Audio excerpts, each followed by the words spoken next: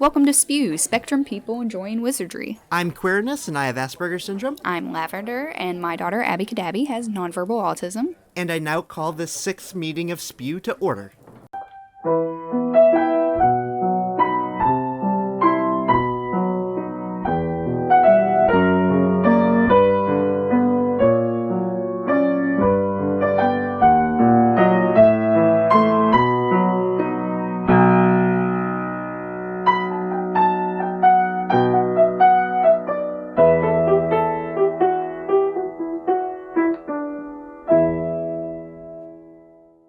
Welcome back, everybody. So, we always like to start our meetings off with new business. You have anything to share with us this month, Lavender? We're kicking off summer. Abby is officially out of school, and we're just really looking forward to the summer. Lots of swimming and barbecues in our future. We can't wait. Okay. I had a back and forth month. Yeah, you've had a lot going on. I had a day where everything was great, and I was talking with the old people, and the old people weren't angering me. And then the next day, they were. And so some days I'm great, and some days I have to go back into the back room and let other people deal with the stupid people. Do you want to put that in? The stupid people or the old people? The whole thing.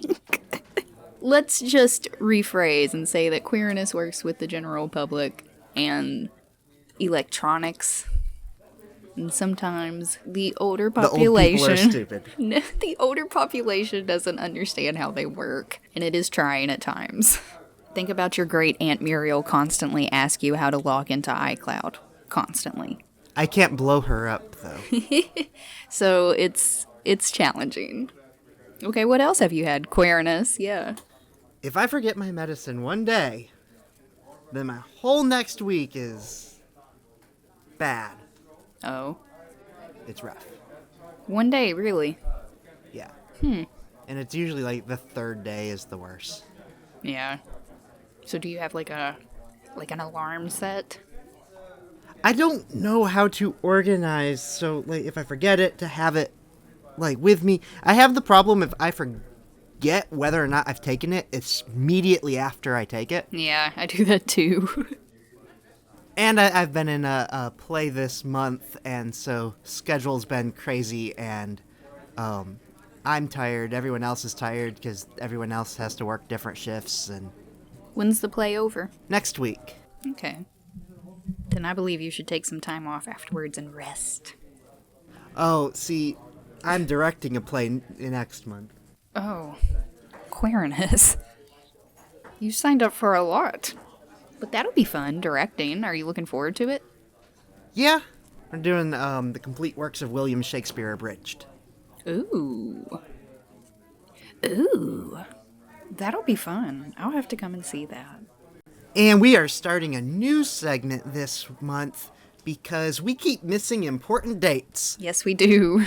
We have missed the Battle of Hogwarts. We have missed April Fool's Day. We have missed Helena Bonham Carter's birthday. We have missed Autism Awareness Day. So, for the month of June, there are several important dates. On the 6th is Jason Isaac's birthday. He played Lucius Malfoy.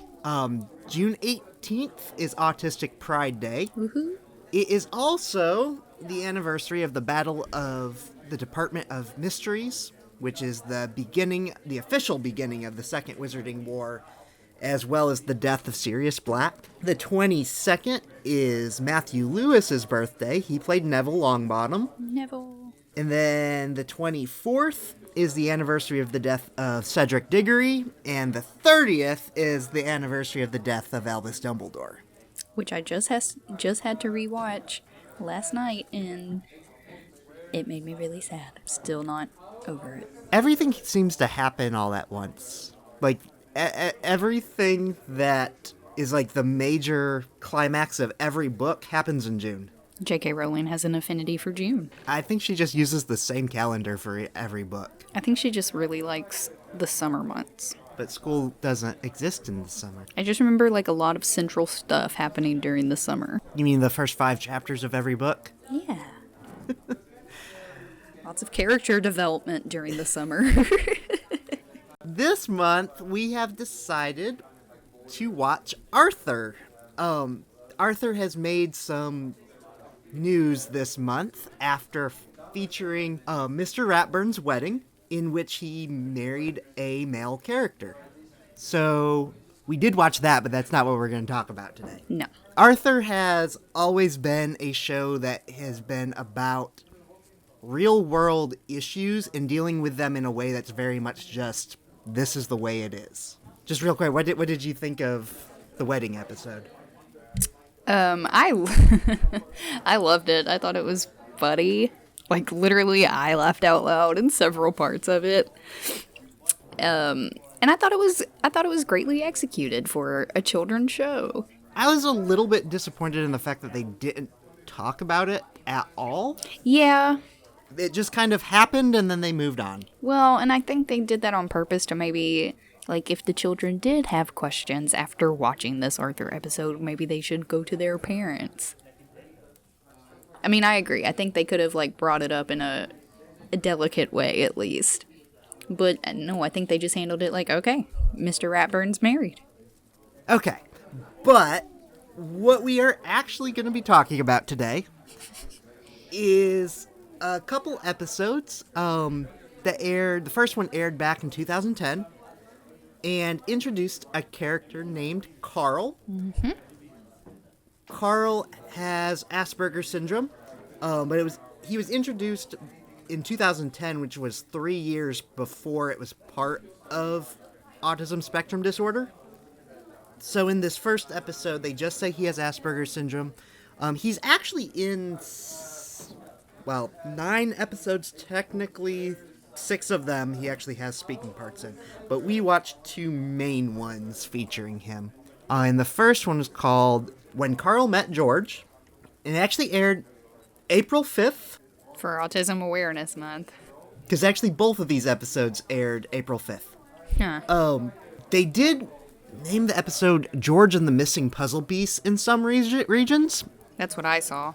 The plot of the episode revolved around George taking a puzzle piece, and so they definitely did the puzzle piece thing. Yep. But it was not in an upfront symbol way as much as the plot just revolved around a puzzle piece. Here's just kind of some of my thoughts on it. When George meets Carl, he does this thing where George keeps holding out his hand and Carl keeps ignoring it. Mm-hmm. But then he just like gives him his name way too easily. I think maybe he just doesn't want to touch him. Now also, because this is a George-centric episode, Wally's in it. Wally is his wooden giraffe ventriloquist dummy, who was my favorite character growing up, mainly because he's absolutely terrifying. He is scary. Which led to my favorite line. So, George shows Carl the giraffe. Carl has a little freak out. George comes back later in the episode and tells Carl he wants to show him something. And Carl's response is, if it's a wooden giraffe, I don't want it. And I was on the floor laughing. It was so great. They also did the alien metaphor, but they did it visually, and I thought it was well executed. I have never seen Alien, so I didn't catch it. No, not Alien like the movie. The metaphor of being autistic is like being on an alien planet. It's very overused, but I think they executed it in a good way. I want to just say something here on this episode. I thought it was weird that when Carl and George first met in the classroom, and Carl's doing the puzzle, and after George shows him Wally and freaks him out, his mom just appears out of nowhere and is like, "Hi, I'm Carl's mother." Like, they're in school. Why is she in the classroom? If anything... Well, it's not a school. It's like a weekend something or other that they go to classes at. That George's dad works there in the wood shop. So kind of like a rec center, I guess. Yes. Well, that makes more sense. But yes, his mother showing up out of nowhere was quite random. And one of the comments that I've seen quite frequently is the fact that his mother has no identity other than being his mother. Maybe not in the show. Maybe not in the children's show. Many of the parents don't have identities outside of being the children's parents, though, in Arthur. Not in depth. Not super in depth, but they do definitely have more personality and character than most children's shows. I mean, Muffy's father's rich. Well, because he owns a car dealership. And we see how well Muffy turned out. Muffy's fine. Muffy is a brat. I also want to just kind of point out that they continue this stereotype that people with autism are all savants. Mm-hmm. This is a very common thing in media. Yep. But also, there's a part in the beginning where he's babbling about trains, and George is just like, sometimes he likes to talk about trains. That was great. The part that I had an issue with is what he was talking about trains is all of the parts that they have. And he's going, they have bolts and nuts and metal and smokestacks. And it's like, yes, they do. I thought that was cute. And then the second episode we watched came out in 2016, called Carl's Concerto. This one in the intro, George now says Carl has autism. I caught that too. And then they show a scene where Carl has a freak out because his peas and his potatoes are touching, which, okay, that is correct. They should not be touching. But he goes on to say that peas are green and potatoes are white. I don't understand what color has to do with that. I think that's because in his mind, that's why they should not be touching. They're different No, they color. shouldn't be touching because they have different textures. Well, I mix my peas and my potatoes together, personally. So does my mother. And my mac and cheese, too, if I have it, just like, a whole little trifecta. No! and also just a random thought is, I don't like DW's new friend. Oh, yeah. He's like a redneck bunny. Yeah, he was kind of rude. Yes. I would not let my daughter be hanging out with him. And in this episode, Carl plays the accordion. Which I love. It just kind of reminded me that for some reason, I keep getting cast in plays where my character is supposed to play the accordion for some reason. I end up playing the harmonica instead. Yeah, but there you it's go. just a weird... I don't know why so many plays involve characters that can play the accordion.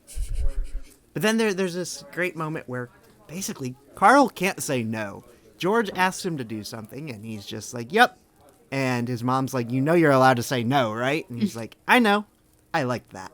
Yeah, I liked that too. Because I feel like I do that with Abby. I'll be like, you don't have to do this if you don't want to. And I don't know. I love it. And typically she wants to do it anyways. But just letting her know that she can make her own choices. And then the episode had to do with they were putting on a show and they were rehearsing. And Carl kept skipping out from rehearsal for various different reasons. Which I very much disagree with. I will not skip out from rehearsals. Well, you take creative arts very seriously. This is something flippant for Carl, I feel like. But he does practice. And he has a schedule, man. He has a schedule. But he does practice his accordion. Yes. You just don't see him practicing it. He sticks to his schedule. But then George has a nightmare where Carl's playing scary music. I just love the fact that it's the Phantom of the Opera music. Not the good one. The old black and white organ music. Yeah. And then they play the show, and everything goes great. And then my favorite line of this episode is George says, "You were really great." And Carl goes, "I know. It's snack time." And leaves and just dips. Him and his mom walk off into the abyss. Now, this episode it didn't focus on the savantism thing, but it did go more into the OCD direction, especially in that opening sequence where it was just like, nope, the squares go in the square bucket. I liked this episode. I like how his friends just like roll with everything. I like the other one better. I think his character seemed to change a bit with the change from Asperger's to autism. They focused on completely different things that I thought the first one was a much more accurate one for me than the other one was. Then, yeah. Yeah, no, I agree. They definitely showed different aspects of it based on what they said his diagnosis was. And this week's trivia question comes from the Luna Lovegood quiz on Pottermore. And the question is, in the film, which spell does Luna use to fix Harry's broken nose in Half-Blood Prince? In the book, this is Tonks that does this spell. The options are Brachiomemendo, Reparo, Episci, or Scourgify. We'll be right back after this break. And we're back. Lavender, do you have an answer? This one's actually a tough one. I did not take this quiz beforehand. And in the film, I think Luna used Reparo. No. She actually did use the same one as Tonks. It's actually Episci, which I don't remember this one. But it is a spell for just basic, small boo-boos. Well, broken nose is not a small boo-boo. And I think Luna actually makes a comment about how she's only used it to fix broken toes. I thought it was Brachiomemendo, but that is the one that Gilderoy Lockhart uses to remove Harry's bones from his arm. Oh. And Episci was going to be my second choice, dang it. Although in the movie, when he says Brachiomemendo, he says it more like Brachiarm. Yes, it's very fancy. So now we're moving right along into the Daily Prophet, and there's a bunch of fun news this month. I think last month I talked about Vans revealing their series of new shoes, and they have finally revealed pictures of them. And the thing that I liked about this, I was kind of expecting them all to be like the same shoe, just with different color patterns and the different crests on them. But they're actually all completely different shoes and designs. Yeah. So the Gryffindor ones are a high-top shoe that has the red and gold stripes, and it has the Gryffindor crest on the side. Mm-hmm. The Ravenclaw ones are kind of low-cut and are a blue checkerboard pattern. The Hufflepuff ones are like black slip-ons with gold on the inside, and they have the Badger logo on the top of the shoe. And then the Slytherin ones are actually kind of the coolest ones because they're black and green snakeskin. And then I've seen a bunch of different additions to this list that have not been announced. The one that I have actually seen on multiple different postings was one that had the Marauders map on it. Mm-hmm.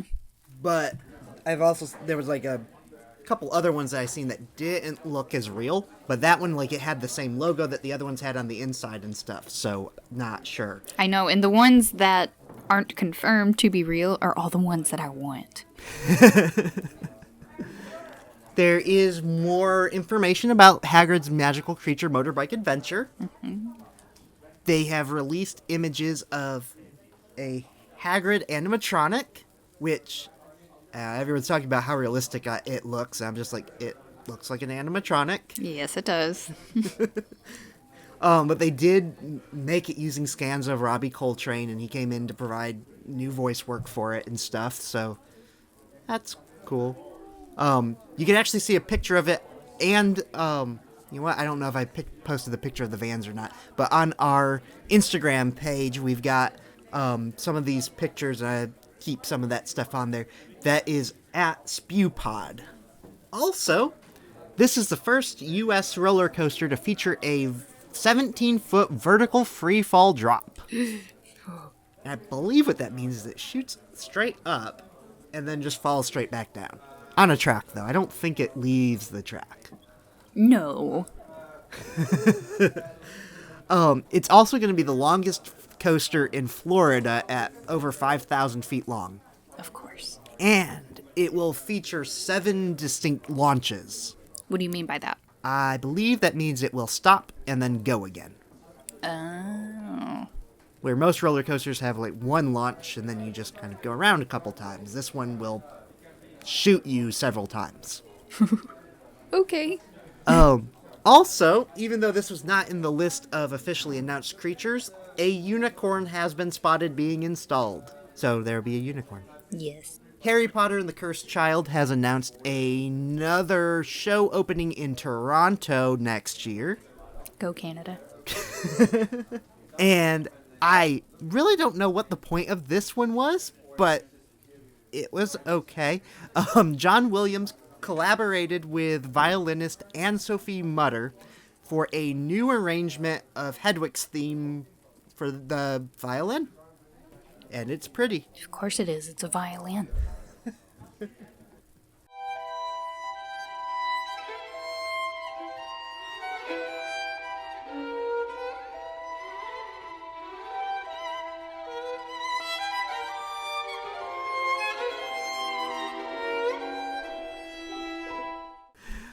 Wizards Unite has released 3 new videos this month. There's one of cats chasing a golden snitch, and it was weird. There's some Japanese voices talking. Yeah. There's another video just released a couple days ago in which Fluffy is eating a food truck.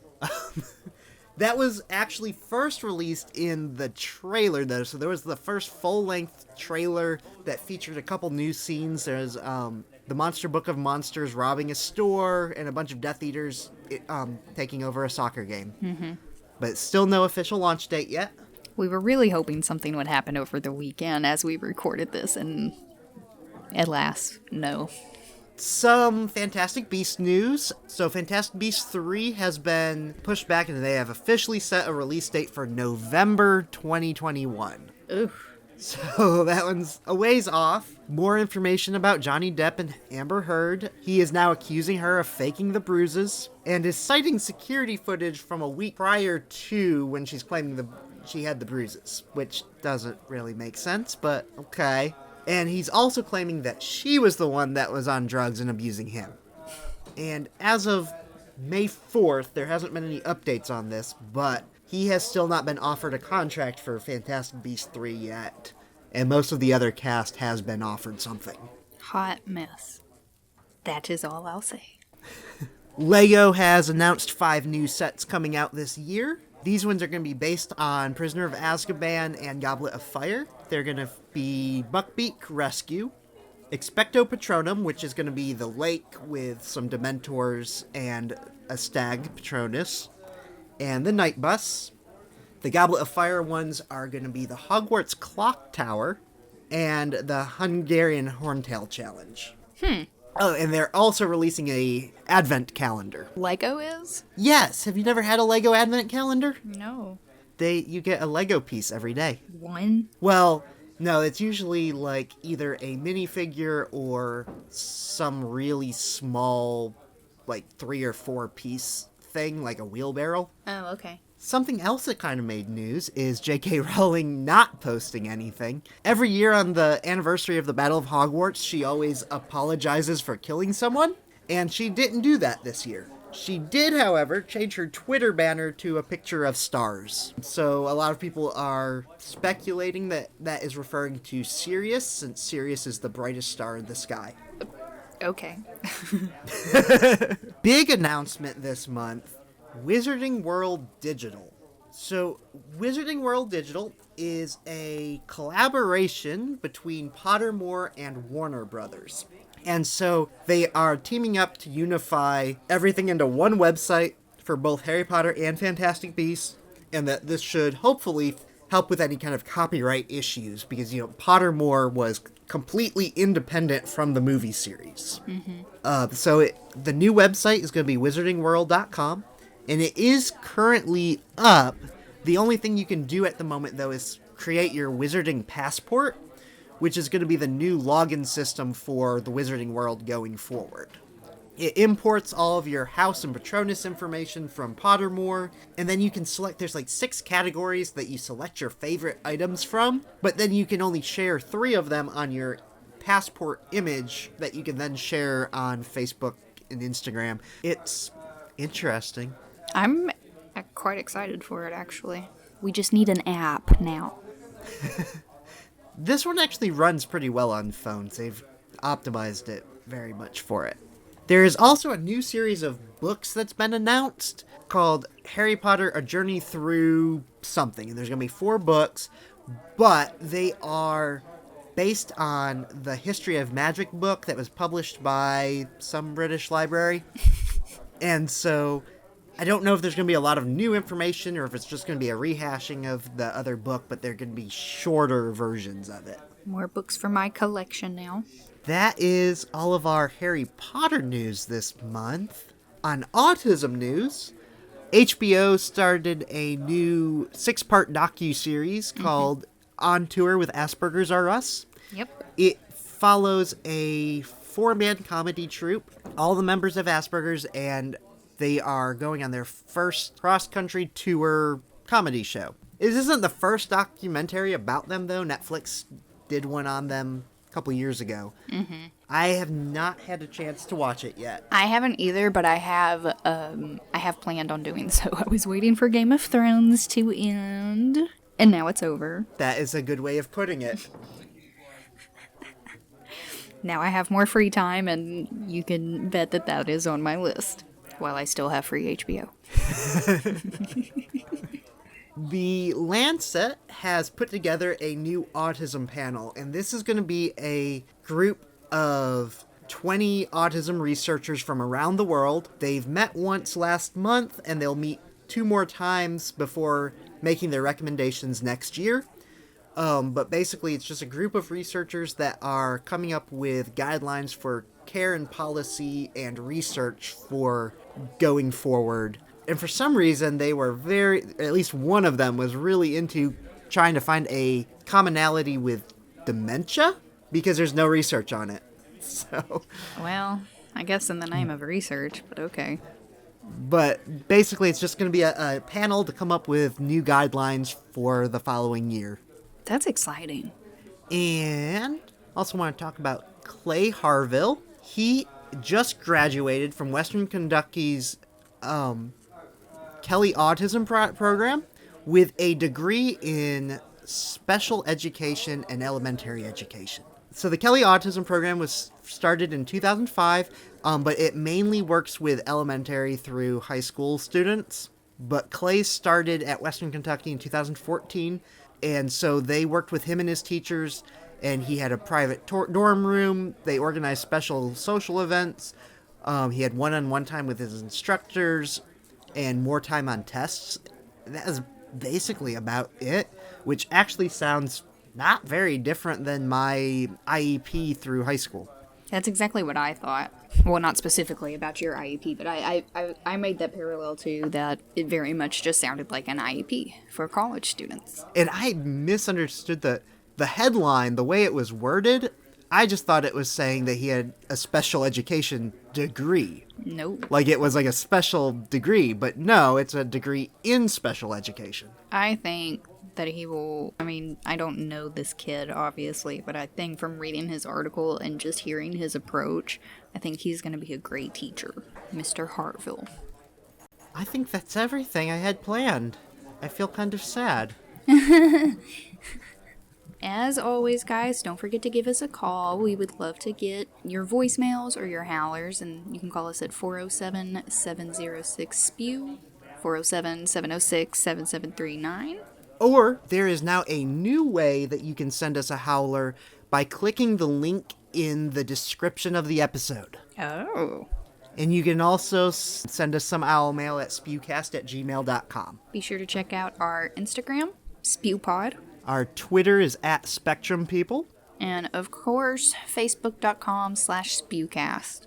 And as always, we want to thank Joan Burr for our theme music. And until next time, I'm Queerness. I'm Lavender. And as Luna Lovegood said, don't worry, you're just as sane as I am. Bye. Bye.